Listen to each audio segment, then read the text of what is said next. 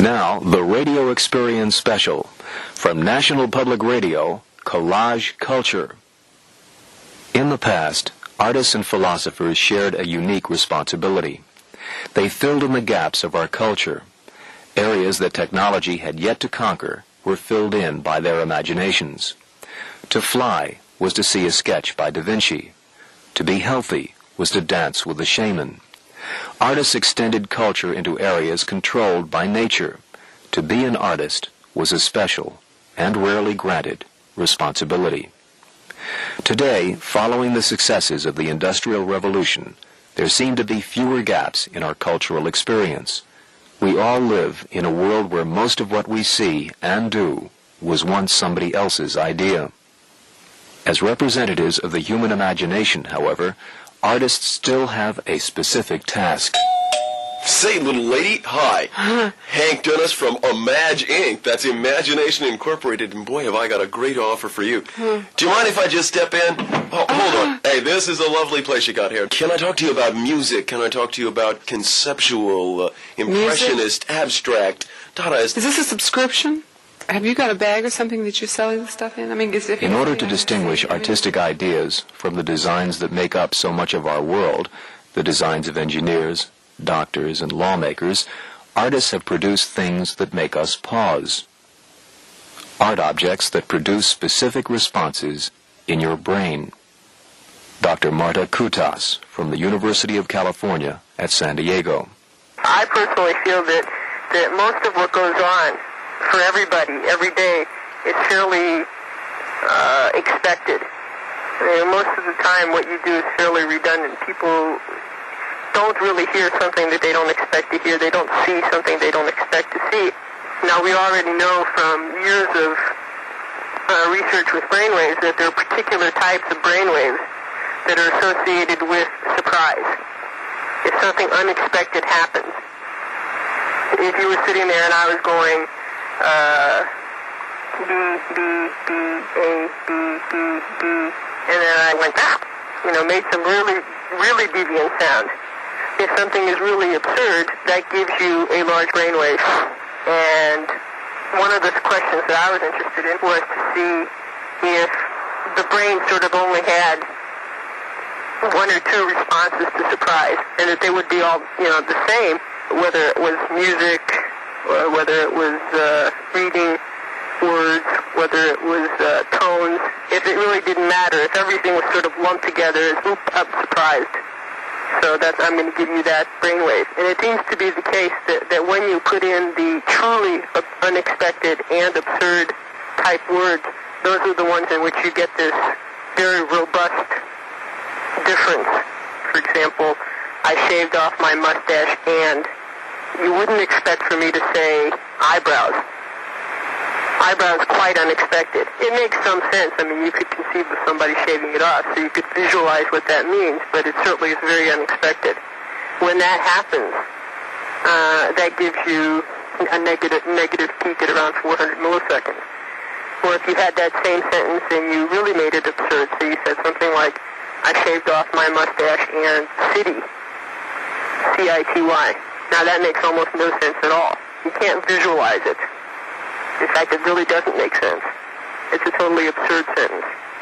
And what happens in that case is you get the same type of wave that you got with eyebrow, except it's much, much larger. The brainwave may just reflect that changes, surprises, the unexpected is important to people.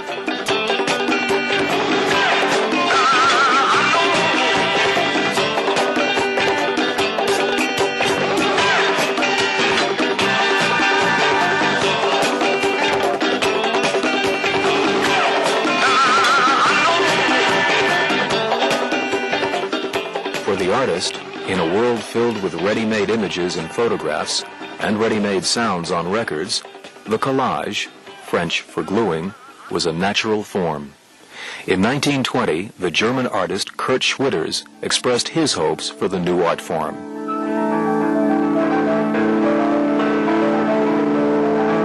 Make veils blow, soft folds fall, make cotton drip and water gush. Then take wheels and axles, hurl them up and make them sing, mighty erections of aquatic giants. Axles dance, mid-wheel roll globes barrel, cogs flare teeth, find a sewing machine that yawns. Turning upward or bowed down, the sewing machine beheads itself, feet up. Take a dentist drill, a meat grinder, a car track scraper. Take buses and pleasure cars, bicycles, tandems and their tires, and deform them. Take lights and deform them as brutally as you can. Make locomotives crash into one another. Explode steam boilers to make railroad mist. Take petticoats and other kindred articles, shoes and false hair, also ice skates, and throw them in the place where they belong, and always at the right time. For all I care, take man-traps, automatic pistols, infernal machines, the tin fish and the funnel. All, of course, in an artistically deformed condition. Inner tubes are highly recommended.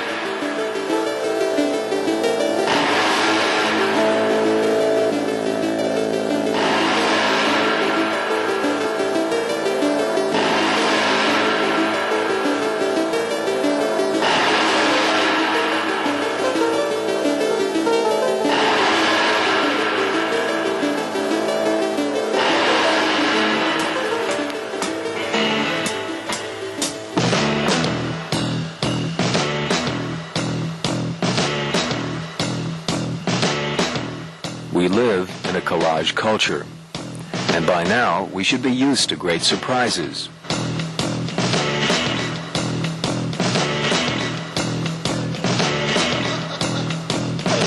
Oh, my.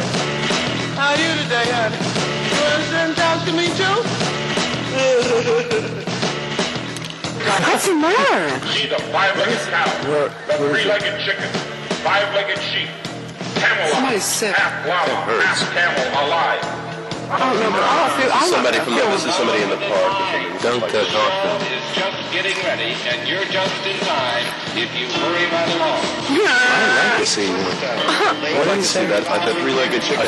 Yeah, that's the one. I'd like to see that one. Yeah, I want to see it too. Oh, Let's want to go in. I'm sick. I wouldn't go see that. That's a poor Come on, I think chicken. you should just go in and Look, just. they've done something to that chicken. No chicken has 3 legs. This one does. This one. They just keep going. Hey, listen, somebody's in trouble. That sounds like me. I think it's Kitty Genovese. It sounds like me. This man is obviously Ingmar Bergman. It's a state fair. It's Ghost Riders in the Sky with Elvis right. Presley on a train to a family reunion in Georgia. Right, a Swedish enclave. Right now, giant super rats. Here on the inside, alive, they are alive, all alive.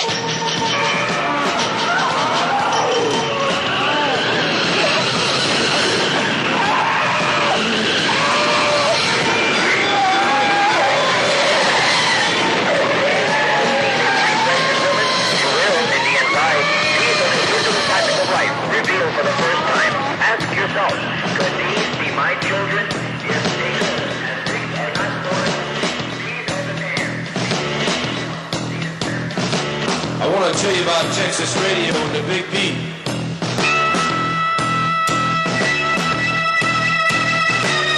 Comes out of the Virginia swamps, cool and slow with plenty of precision, and the backbeat narrow and hard to master.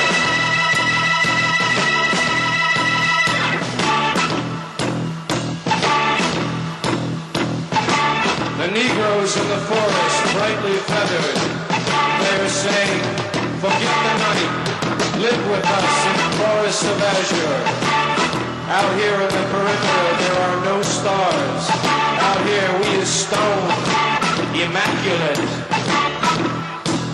Now listen to this, I'll tell you about the heartache. I'll tell you about the heartache and the loss of God. I'll tell you about the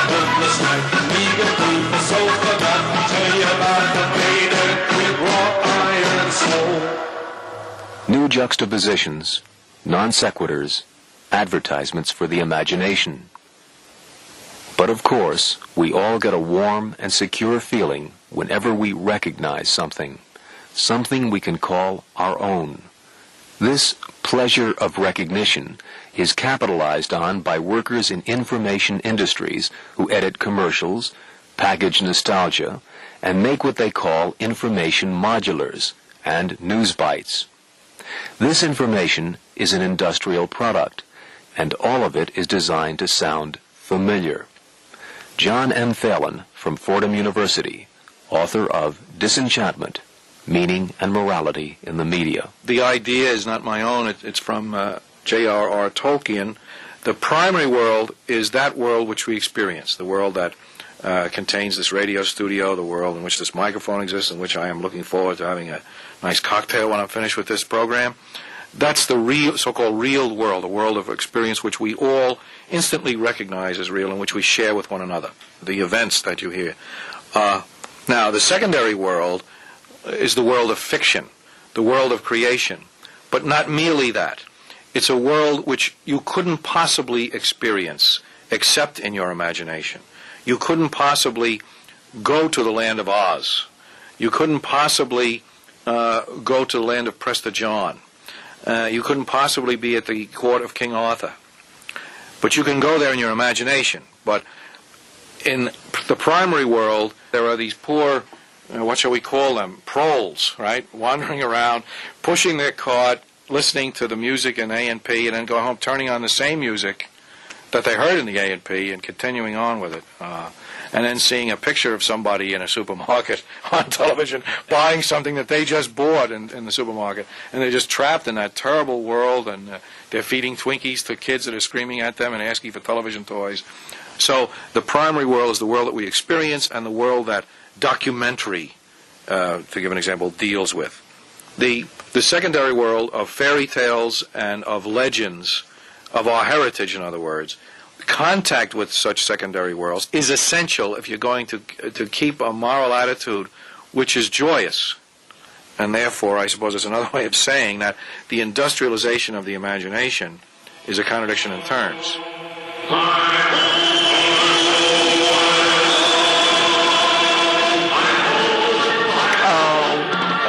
Snow White and the Seven Dwarfs. Yeah, what are their names? Oh, gosh. Sleepy, Gruffy, Dopey, Scruffy. Wheezy, Twinkie. Twinkie, Squeezy. Sloppy. Filthy. Sloppy. And Sickly. Sickly. No, Guilty was one. Guilty. Guilty was the one, yeah, that kept going to church. Yeah. This makes me really want to I want to dance. Tickly, Mickly. Tickly. Donna, listen. Mexico. Doing fishing? Yes, my husband caught a 10-foot sailfish, which he has in his office. A real She sounds like Marilyn Monroe. Did you help him haul it in? Well, not really, but I was in the boat. Is that from all I did was pour water on him. No, pour water on him? It's you say you mean the fish? Jackie oh, no, my husband. On your husband? No. Because it was so hot and that boiling it's Jackie Kennedy, yes, it is. Fish for about 3 hours. It's Jackie. So I Jackie Kennedy? I think it's and give him Coca-Cola. Are you a native of Washington? No, I was born in New York. And your maiden name? Jacqueline Bouvier. Bouvier. I'm sure you'll understand. There's much I have to do. So she's reading a letter she just wrote. Explain what happened. It's a movie. It's Yes, I know that. You'll find proper. No, this is a love story. This is. Oh, is it love story? Or summer of.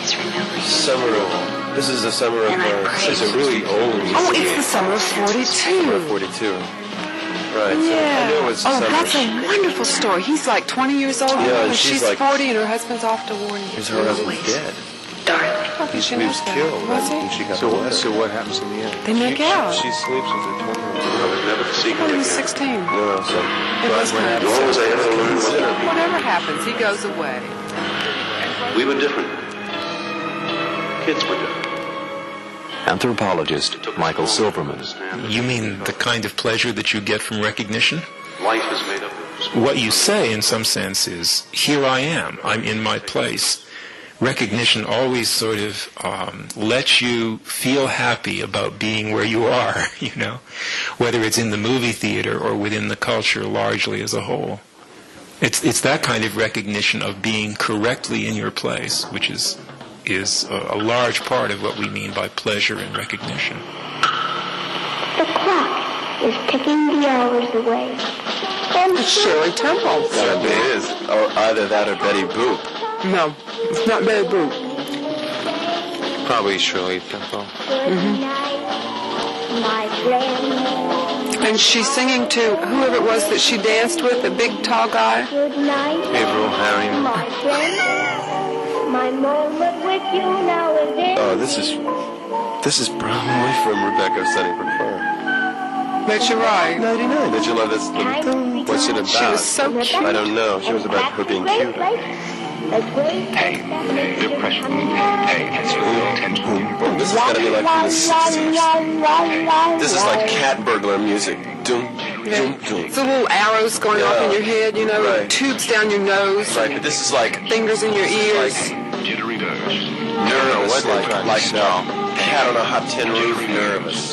Something on the top of my head. Psychotic nervous. The kind of nervous that gives you a bad headache and a case of the blues. Wish I got it. Same Shut up. Pain, fatigue, pain, I don't know, man, but I'm getting into it. Pain.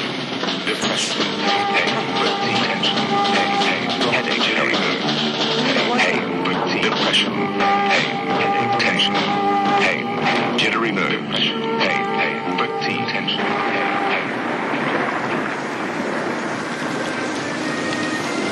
Does collage art transcend the primary, everyday world? Does it promote imagination? Or is it just another extension of the industrial world? It's probably both.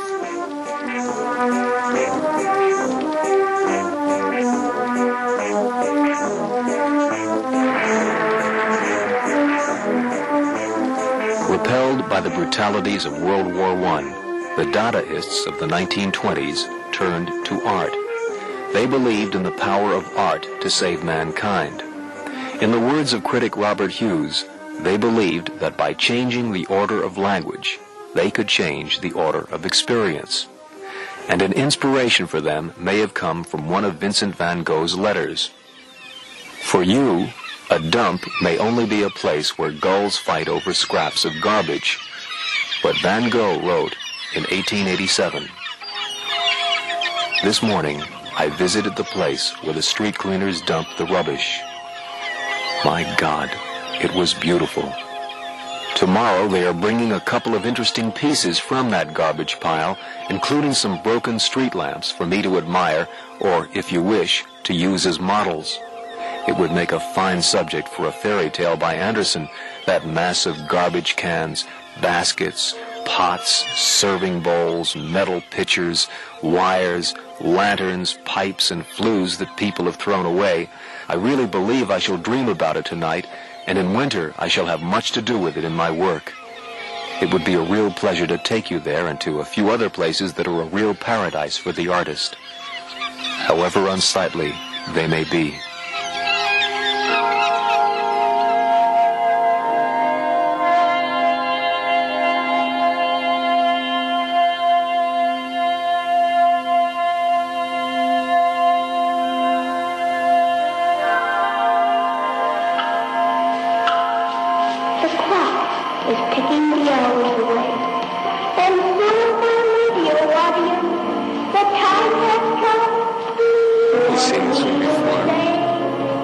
Getting used to it.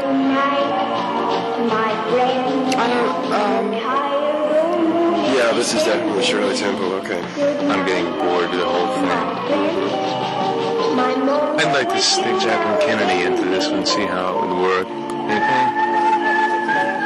You could put Jacqueline Kennedy in here with Sure. You can move this The whole thing you can comes rearrange this apart. whole thing. All I did was pour water on it. Here's that description of collage by Kurt Schwitters. Why don't we put that in? You say, you mean the fish? Let's put that in. Axle, dance, mid-wheel, roll, lobes, barrel, I guess we could put Dr. Martha Cooper, Find a sewing machine that yawns. the brain researcher, over here. If something is really absurd, Let's pick them up different. Let's make it Dr. Mortis Silverman, the brain anthropologist. What about Res-Toi's Kurt? I like Which is Schwitzman. Kurt Switter backwards, and he can be the brain. Oh, look, here's He can see it before it happens. retrospective brain. Right. That's good. here's Doctor. Just use the same thing 3 times. Doctor.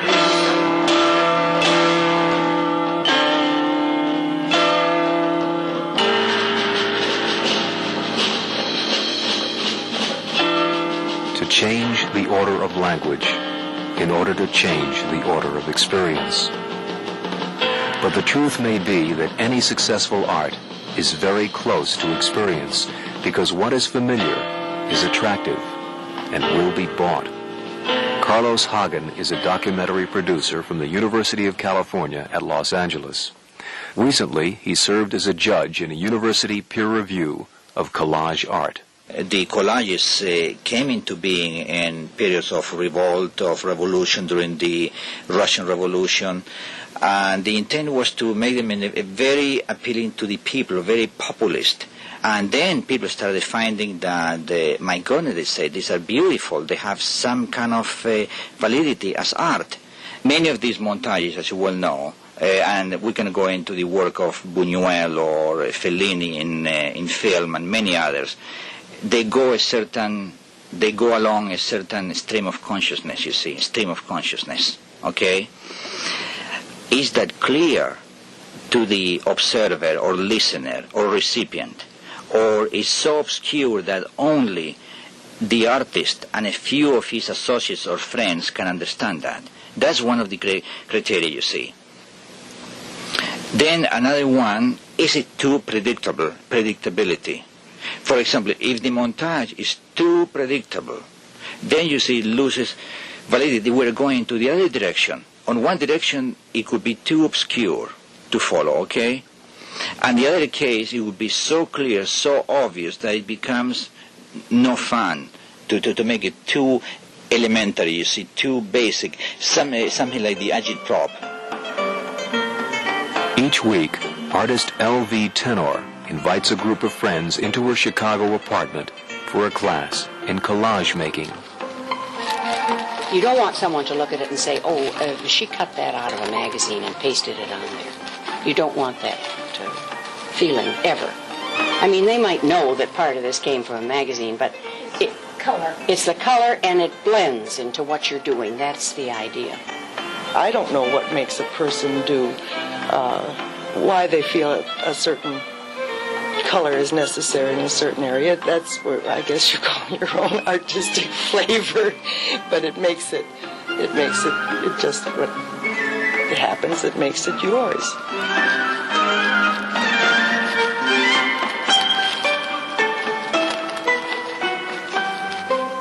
In our studio, we've invited Carolyn Hopewell, Larry Massett, and Henry Dennis to contribute to collage culture.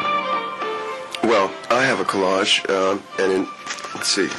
In my collage, I've got some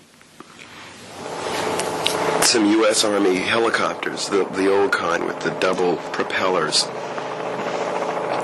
taking a lot of flak, sort of suspended there, and they're taking a lot of flak, and they're sort of angled off like in those photographs of models that you have when you're a kid, and everything is always sort of at a peculiar angle to look like it's in action, or fighting or pose or whatever. And along with that, I have some Renaissance art of two ladies in one of those sort of affectionate poses that they always relate in those paintings. Possibly even a woman looking in the mirror. Also in it, there's like a New York street scene and maybe a cafeteria sign. This is Henry. You're talking about Tracer by Robert Rauschenberg, right? Oh, the actual collage. You stole the idea, right? It's been done. No, I don't think so. I've seen it. Rauschenberg's got a rubber tire. Henry was getting to it. He had everything in there but the damn rubber tire. You're trying to say that I stole this collage from Rauschenberg? Yeah. all of the elements in his compositions are straight out of magazines. And so, were you saying you just happen to read the same magazines? Exactly. Blind luck, right? Happened to have a lot of Life magazines and stuff, and I did it from that. And I happen to have some street scene photographs. Look, of New York. the odds are forget leave him alone. He's always like this. It's a collage that I've been thinking about. Maybe you can help me out with it. It's about Einstein's relativity theory, which I've been trying to understand. And on the top of the table, there are two trains, right, running at different speeds around this big track, and there's lightning bolts coming down. And you can't tell exactly what time the bolts are coming down. And then hanging from the side of the table are some radioactive tuna fish, big Japanese radioactive tuna fish. And then over in one corner of the table was a small pond with a capsized sailboat. And you may not understand why that's there. I met this guy one time in the Woods Hole, and we were out sailing around in this little bay out there. And the guy said to me, years back, he said, I was out here sailing, and this little sailboat was over there, and it flipped over. And there was an old guy in it. He said, so I went over and I saved the guy, pulled him out, and when I got back to our shore, he said, I found out it was Albert Einstein. What a mistake. Why was it a mistake to save Albert Einstein? Well, that's the radioactive tuna fish.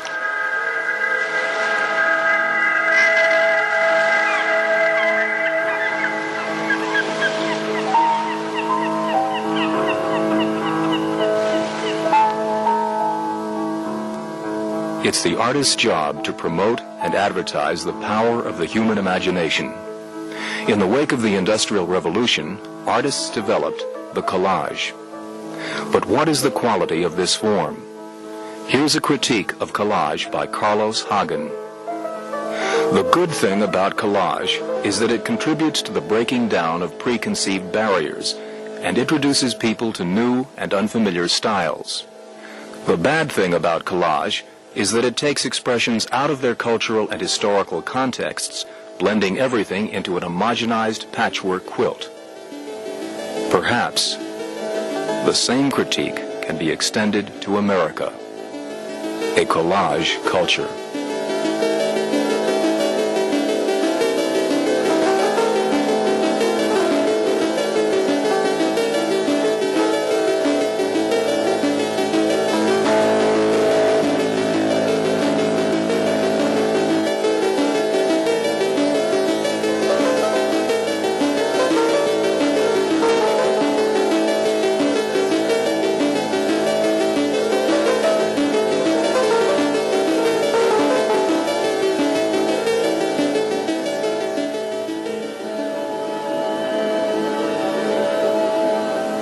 Collage Culture was written and produced by Keith Talbot. Technical assistance by Greg Hedgepath, Rich Ford, and Craig Laird. If you would like a cassette copy of Collage Culture, please send $6 to Radio Experience, National Public Radio, Washington, D.C., 20036. The address again for a cassette copy of Collage Culture is Radio Experience, National Public Radio, Washington, D.C. The zip code is 20036, and the price again is $6. Special thanks to Kevin Horan in Chicago, Laurie Garrett in San Francisco, Ira Glass in Providence, Rhode Island, Larry Massett, Carolyn Hopewell, and Henry Dennis in Washington, D.C. And a special acknowledgement to Time Magazine's art critic Robert Hughes, whose book, The Shock of the New, was used in researching quotations for this program. Funds for this Radio Experience special were provided by the Corporation for Public Broadcasting. I'm Joe Frank. This is NPR, National Public Radio.